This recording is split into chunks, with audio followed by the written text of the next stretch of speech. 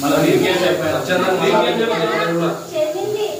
Phone లో record గిట్టుంది sir, నా phone లో రికార్డు గిట్టుంది సాటి ఇప్పుడు పెట్టాలి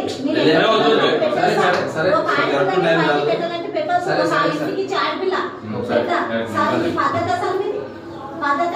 ఒక ప్రిన్సిపల్ సార్ మీరు, సార్ వాళ్ళకి మీరు ఎట్లా చెప్పాలి సార్, టీచర్ వాళ్ళకి మీరు ఎట్లా చెప్పాలి, పిల్లలకి ఏ పద్ధతిగా నడిపించాలి. టాయిలెట్ పోతే ఇట్లా పిల్లల్ని పట్టించుకున్న పరిస్థితులు ఉన్నారు మీరు. పిల్లల్ని బాత్రూమ్ చేసి అక్కడనే చేసి మేమేం చేయలేం, స్కూల్ పోవాలి పిల్లలు ఇంటికి వస్తారు అనుకుంటాం మేము. ఆ సార్ అటువంటి మూర్ఖుల్ని మేము ఎట్లా ఇచ్చిపెట్టాం సార్, ఇచ్చిపెట్టాం మేము, అస్సలు ఇచ్చిపెట్టాం.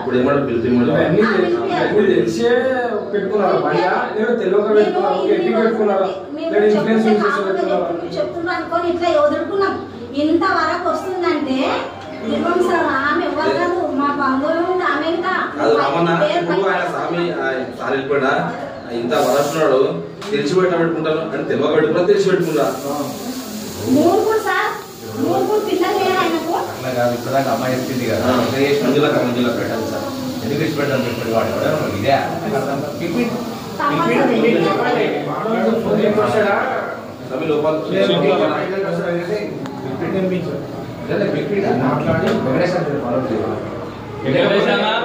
మీ మీద గౌరవం అంటే మా పిల్లలు ఏమనలేరు, ఇది క్లియర్. ఇష్యూ చేయాలనుకుంటే మొత్తం వచ్చి స్కూల్ కూడా ధర్నా చేస్తామన్నారు. అయితే పిల్లలు మొత్తం స్ట్రెంత్ ఉన్నారు, తల్లిదండ్రులు ఇబ్బంది